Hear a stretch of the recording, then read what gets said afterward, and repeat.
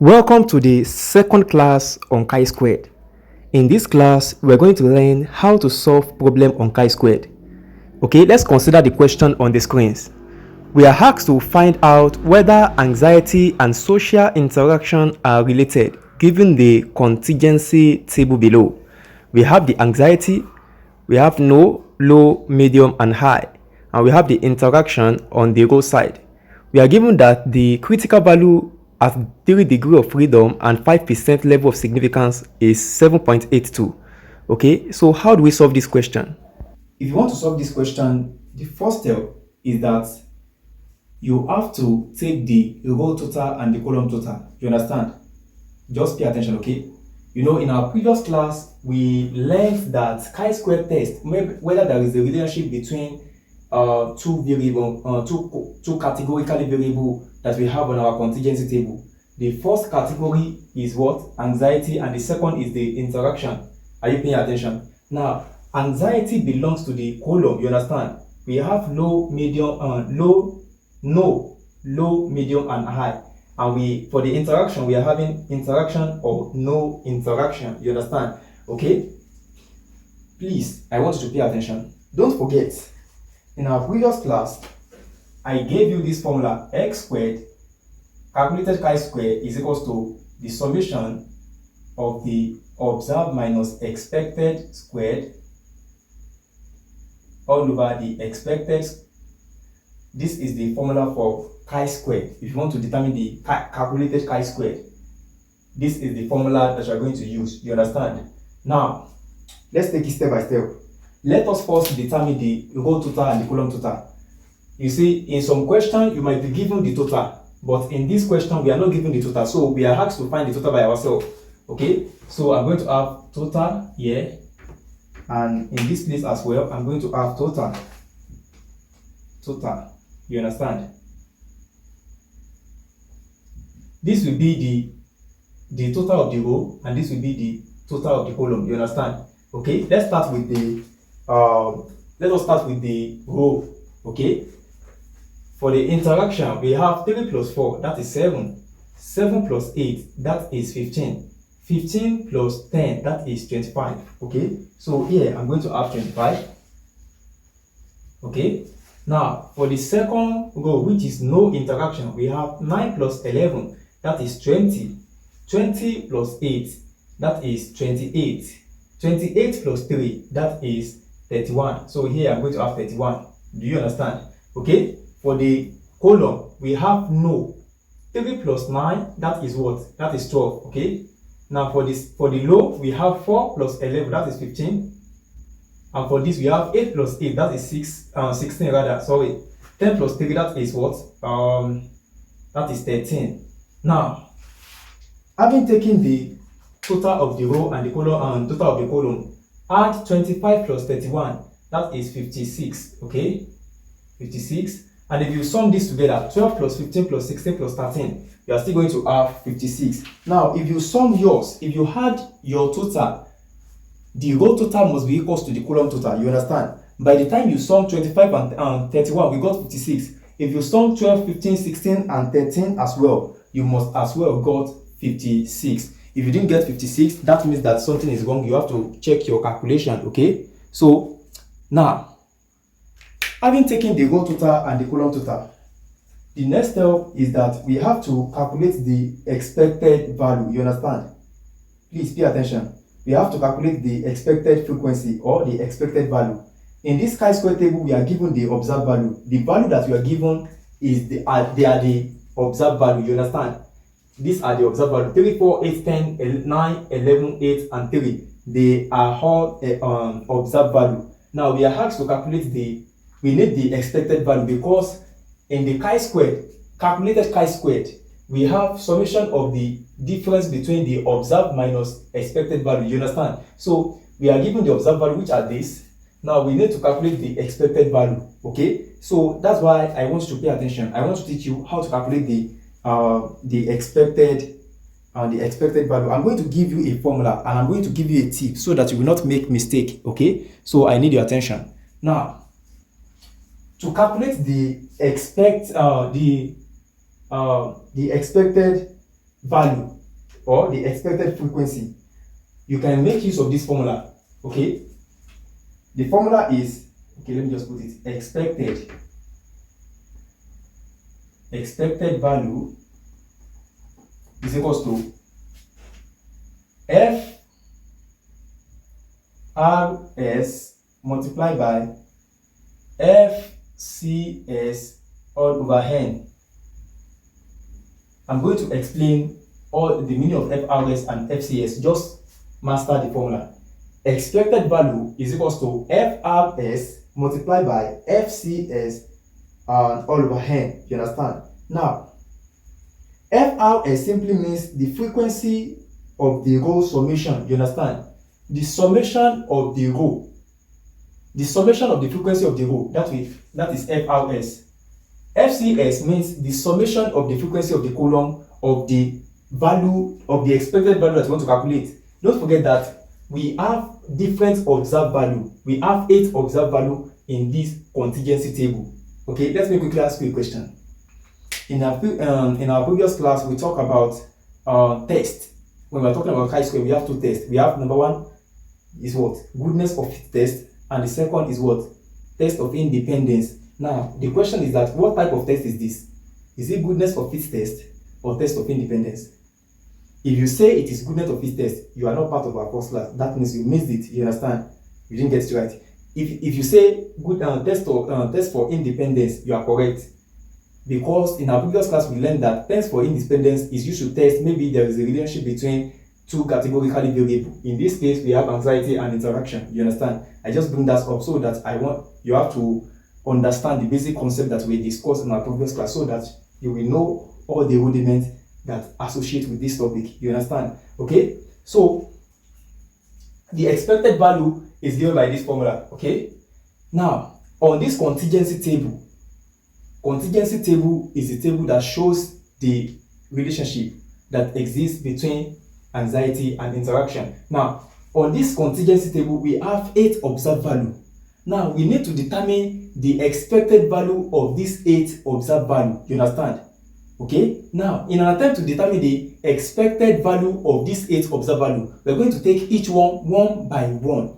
Are you paying attention? So that is the reason why I bring out this formula.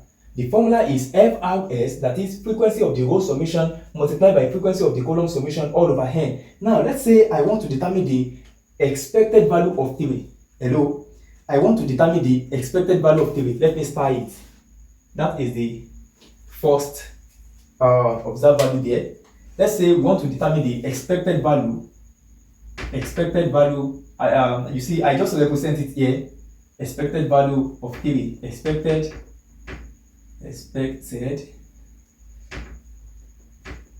value of 3. Okay, this 3 is the observed value. You understand? I want to determine the expected value. Now that will be frequency of the row summation that 3 belongs to. Hello, pay attention. You are going to understand. Okay, I want you to understand. Now let's say we want to determine the expected value of 3. That will be frequency of the row summation which 3 belongs to, multiplied by frequency of the column summation that is corresponding to 3 all over n. N is the total numbers of the elements that we have on our contingency table. The summation of all the elements that we have on our contingency table is n. Do you understand? So we want to determine the expected value of 3. That means that I'm going to have the frequency of the row summation that 3 belongs to. Now 3 is here. The row summation is what? 25. So 3 belongs to 25. You understand? Okay, in the row summation, the summation of the row which 3 belongs to is what? 25. So I'm going to have 25 multiplied by FCS. FCS means what? Frequency of the column summation. Now the corresponding frequency of the column summation which 3 belongs to is what? Is 12. You understand? This is the expected value that we want to determine. We have the observed value which is 3. Now frequency of the row summation is 25 and the frequency of the column summation is what? 12. Now when you are dealing with this type of question, just have this at your mind. You understand? If you want to determine if this is the you want to determine the expected value for this element that is here, know that you are going to trace it to the extreme end with the Aristotle. You understand? I am going to trace it to the extreme end here as well, which there is total. You understand? That is what I did. Trace it to the extreme end, that is 25. Trace it to the extreme end, that is what, 12. Now, that will be 25 times 12. You understand? So here I'm going to have 25 times 12 all over n. Don't forget, n is the total numbers, the summation of all the frequency, the summation of all the observed value on our contingency table. That is the value of n. And if you add all of them together, you're going to have 56. So in this case, n is 56. Do you understand? So you can put 56 there. Or you can put 56, okay? Here, I'm going to have 56. Okay, so now 25 multiplied by, 25 multiplied by 12 divided by 6, divided by 56, that is 5.36. So here I'm going to have 5.36. Do you understand? So the expected value of 3 is what? 5.36. Do you understand? Okay, let us proceed to the expected value of the next observed value. That is what? 4. Do you understand? So I'm going to trace it to the extreme end, which is what? 25, and I'm still going to trace it to the extreme end as well, which is for the column. That is what? 15. So for the expected value of 4 will now be 4. Frequency of the whole summation, that is 25. So I'm going to have 25 multiplied by 12. Oh, okay, not 12 now, sorry. 25 multiplied by 15. 25 times 15 all over 56. Okay? Let me quickly punch my calculator here. 25 times 15, 25 multiplied by 15 all over 56, that is 375 divided by 56. 375 all over 56.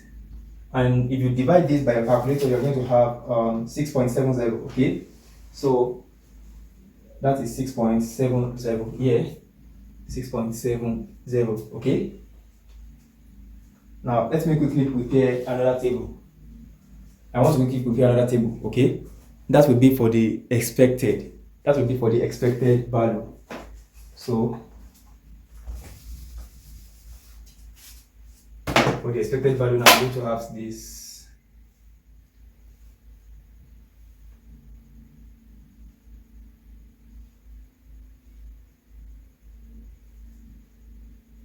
One, two, three, four, five. Okay.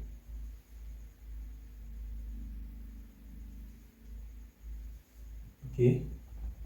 Expected. This is the expected. Okay. This. We have total here. Then we have interaction. We have no interaction. You understand? We have no, low, medium. We have high, and we have total. Okay. Now we have already gotten the expected value of 3. So the expected value of 3 was 5.36. So I'm going to have a 5.36. Now for 4 is what? 6.70. So I'm going to have 6.70. Do you understand what I'm doing? As I'm getting the expected value, I'm just putting it in the table expected. Let me call this expected. You understand? This is the table for my expected value. You understand? So I've already gotten 3 and 4. So you can do the same for 8, 10, 9, 11, 8, 3. You can do the same. You're still going to arrive at some answer. Well, I'm going to do some, but I'm not going to do everything. You understand? So as to save time. Okay. So let's get the expected value of 8. I'm going to do this row. You can do the rest by yourself. Okay. Let's get the expected value of 8. So to get the expected value of 8, that will be, you see, frequency of the whole summation that 8 belongs to. That is 25. So I'm going to have 25 multiplied by frequency of the column summation. They are here. Frequency of the column summation, you trace it to the column, the total is what? 16. So that is what? Divided by 16 all over the total numbers of frequency, that is what, 56. So I'm going to have 56 here. So if you point your calculator, 25 multiplied by 16, 25 times 16, that is 400. 400 divided by 56, 400 all over 56. 400 divided by 56, that is 7.14. Okay, 7.14. So here I'm going to have 7.14, and for the next cells I'm going to have for 10 now. We want to do that for 10. That will be frequency of the whole summation, that is 25. 25 multiplied by 13 divided by 56. If you point your calculator, you are going to have 5.80. Okay, here I'm going to have 5.80. Now I'm very sure you can do this.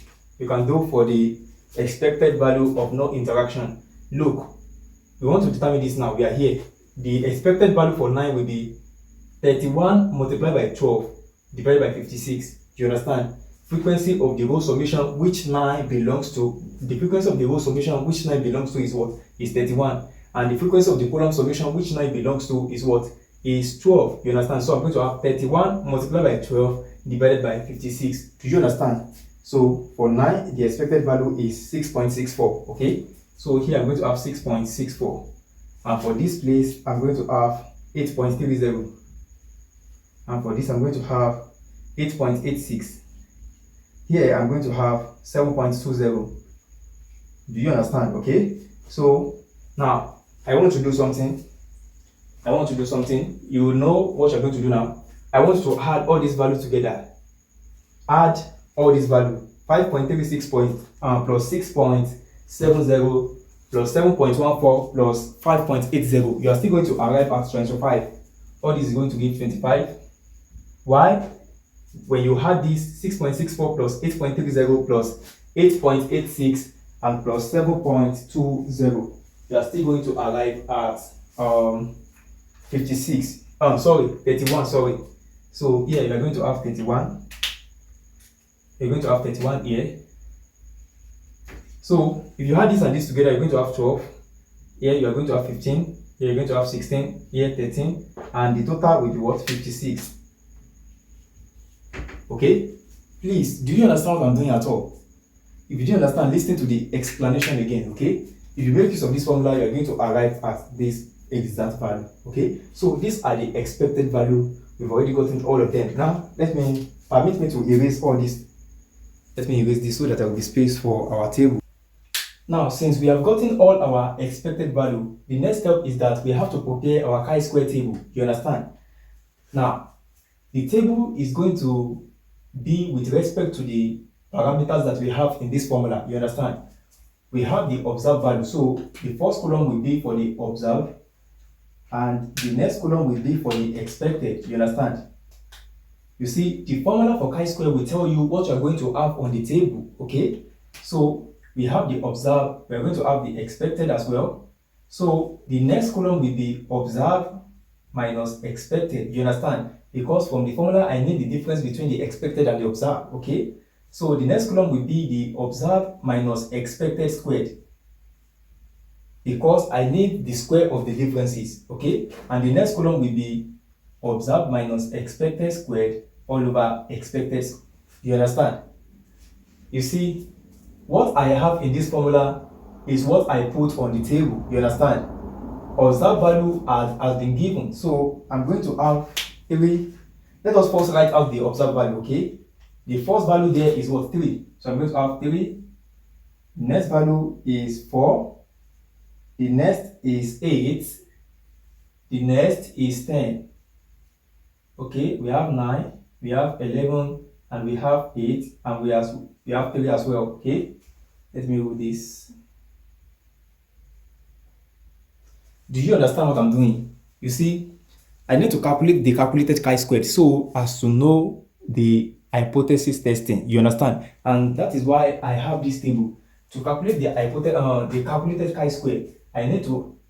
This is the formula for calculated chi-squared. So I want to do that. So I need all this value. You understand? So I've already filled the observed value. Now the expected value, the first for 3 is what? 5.36. 5.36. For 4 is 6.70. For 8 is 7.14. 7.14. Let me write it very well. 7.14. For 10, it is 5.80. 5.80. For 9, it is 6.64. For 11, it is 8.30. For 8, you know, this is 8. That is 8.86. 8.86. Then for 3, it is 7.20. 7.20. Do you understand what I did? This is the observed we have been given, and this is the expected that we got. You understand? Okay. Now I need their differences. Let me write this so that you will not be confused.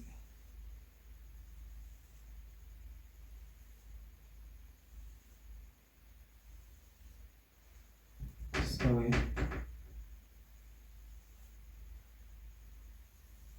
Okay, so I need their differences. Now, for the value of these cells will be observed minus expected. So this is the observed, this is the expected. So I'm going to have 3 minus 5.6 to get the value of these cells. Do you understand? 3 minus 5.36, sorry. That is negative 2.36. Negative, let me use blue pen. Negative 2.36. 4 minus 6.70, that is negative 2.70. 8 minus 7.14, that is 0.86.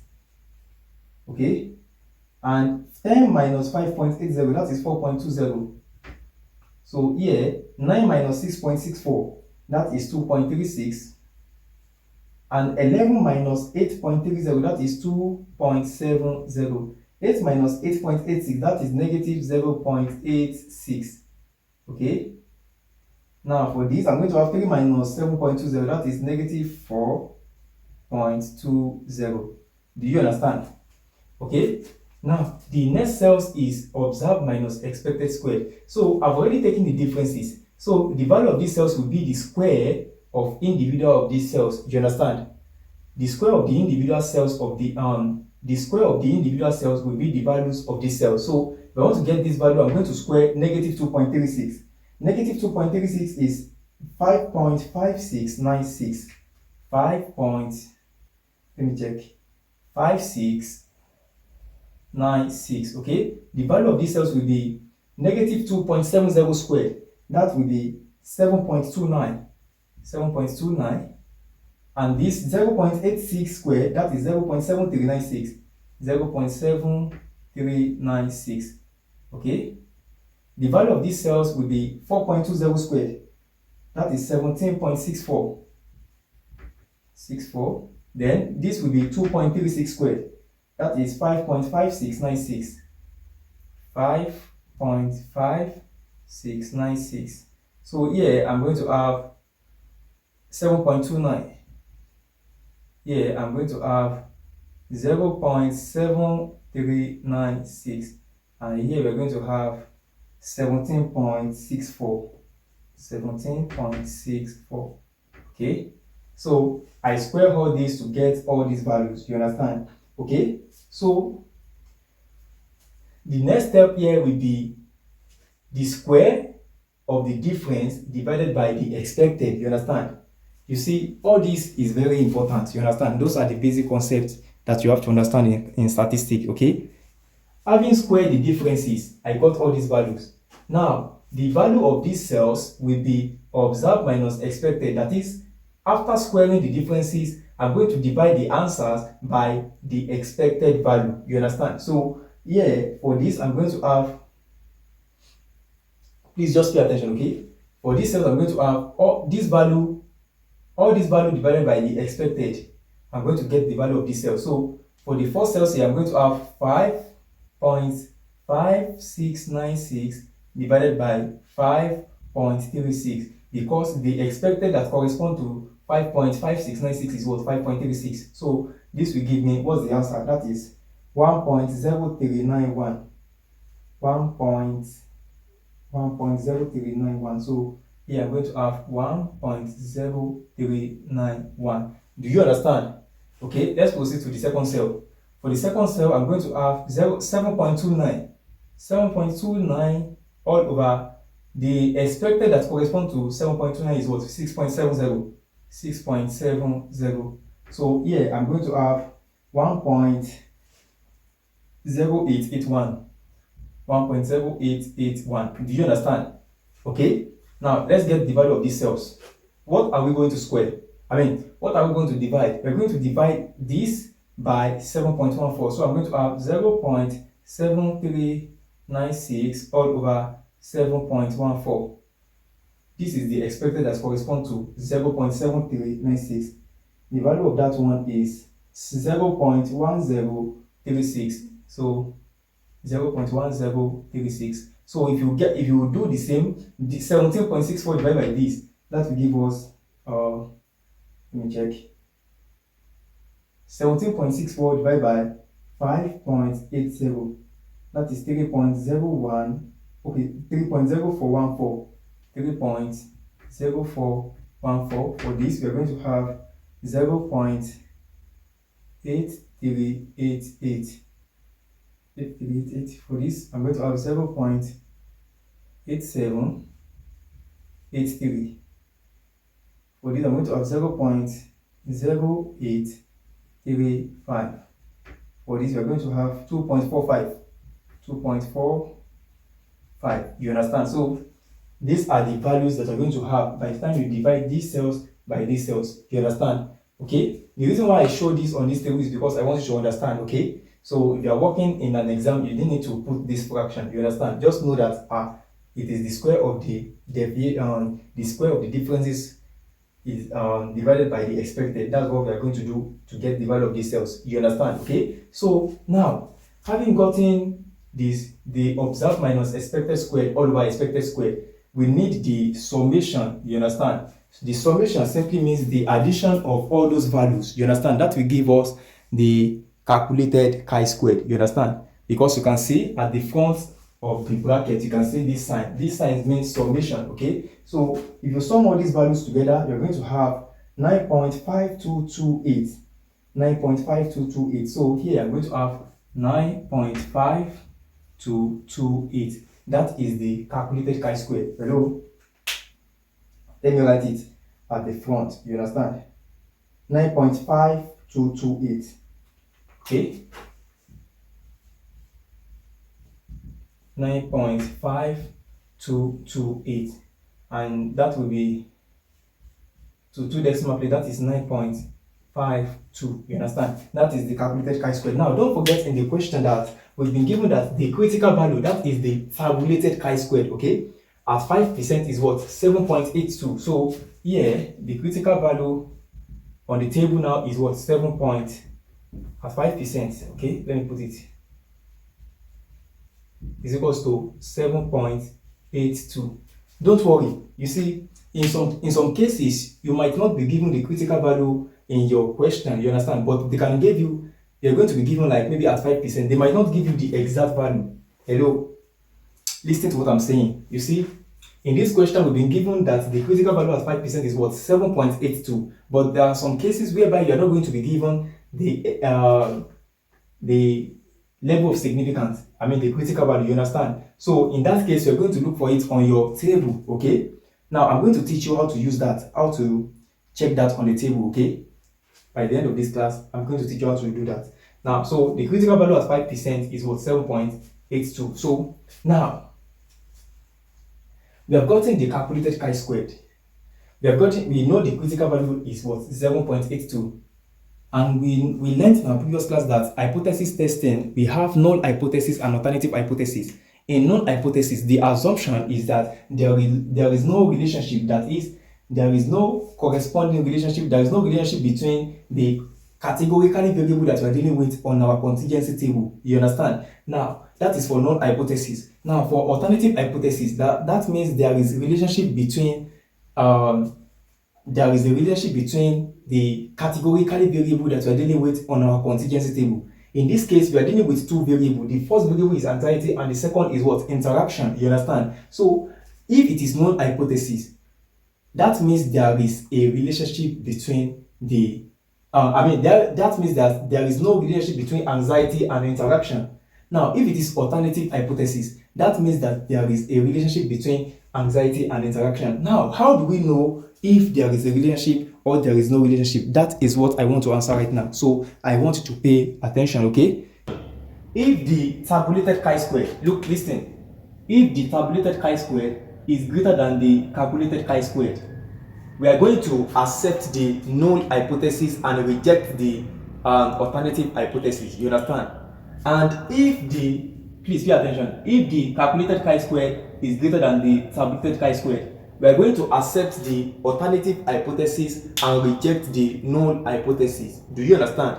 Now, look at what we have here. We have the tabulated chi-squared at 5% and degree of freedom of 3. Oh, let me quickly show you how to calculate degree of freedom. You see, degree of freedom for a contingency table is given by this formula. Please pay attention. You know, I told you that we have test for independence and we have goodness of fit test. In test for independence, we make use of contingency table. You understand? So the degree of freedom for a contingency table, for a chi-square that involves a contingency table, the degree of freedom is given by this formula. Degree of freedom is equals to r minus 1 multiplied by c minus 1. Do you understand? I'm going to explain. Look, the meaning of r is means that the numbers of rows that we have, and the c means the column that we have. You understand? Now, if I'm to calculate the degree of freedom for this data, please pay attention. If I'm to calculate the degree of freedom for this data, I'm going to have degree of freedom is equals to the row that we have is what? We have two rows, which is 1 and 2. So I'm going to have 2 minus 1 multiplied by c minus 1. How many columns do we have? We have 1, 2, 3, 4. We have 4 columns. So I'm going to have 4 minus 1. So here I'm going to have degree of freedom is equals to 1 multiplied by 3. Because 2 minus 1 is 1. 4 minus 1 is 3. 1 times 3 is what? 3. So the degree of freedom is 3. Do you understand? Okay, so now the tabulated chi-squared, that is the chi-squared that we are given on our table, the chi-squared that we are given in the question, the tabulated chi-squared is what? Is 7.82 at 5% and 3 levels of degree of freedom. Don't worry, I'm going to show you how to get it using the table at the end of this class, okay? So the degree, the critical value or the tabulated chi-squared is what? 7.82. But the calculated chi-squared is what? 9.52. You can see that in this question, in this question, the calculated chi-squared is greater than the tabulated chi-squared. And I have already told you that if the calculated chi-squared is greater than the tabulated chi-squared, we are going to accept the alternative hypothesis. You understand? We are going to accept the alternative hypothesis, which implies that there is relationship between anxiety and interaction. You understand? We are going to accept the alternative hypothesis and reject the null hypothesis. Please, I'm very sure you understood what I just said. If you didn't understand, listen to the explanation again, okay? It's easy. We have two hypotheses.